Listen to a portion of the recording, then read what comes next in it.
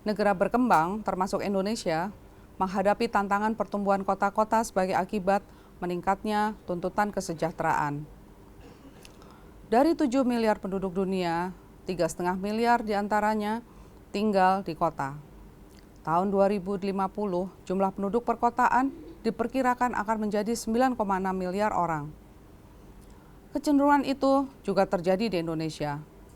Proyeksi penduduk Indonesia tahun 2010 hingga 2035 yang diterbitkan Kementerian Perencanaan Pembangunan Nasional Bappenas, Badan Pusat Statistik, dan UNFPA PBB pada tahun 2013 memperlihatkan tahun ini saja 53,3% penduduk tinggal di perkotaan.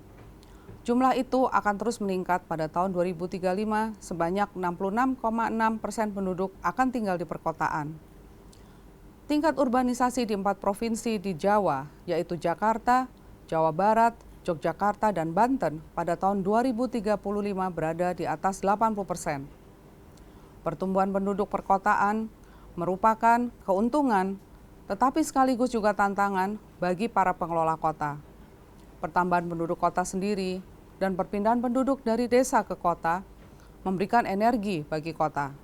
Orang-orang dengan berbagai keterampilan dan kemampuan akan menjadi daya dorong pertumbuhan. Penduduk usia produktif, yaitu 15 hingga 64 tahun, bukan hanya merupakan tenaga kerja, tetapi sekaligus konsumen yang menggerakkan ekonomi kota. Pada sisi lain, mengembangkan kota juga tantangan bagi para pengelola kota.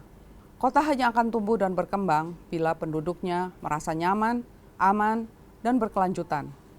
Di dalamnya mensyaratkan ada tata kelola pemerintahan yang baik, infrastruktur fisik memadai, dan inovasi pengelolaan kota.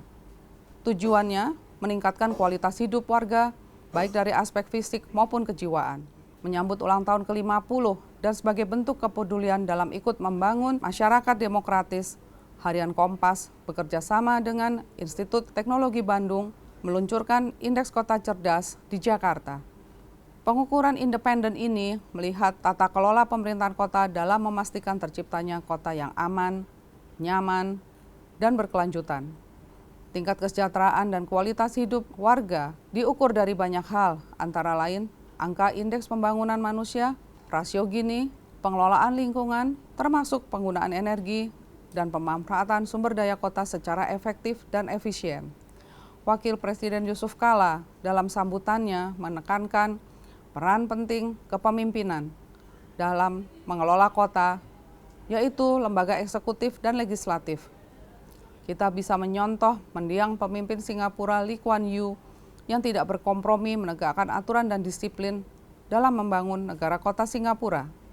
Banyak wali kota yang telah berhasil membuat inovasi dalam memanfaatkan sumber daya kota untuk kesejahteraan warga. Yang lain tentu saja dapat belajar dari yang sudah berhasil.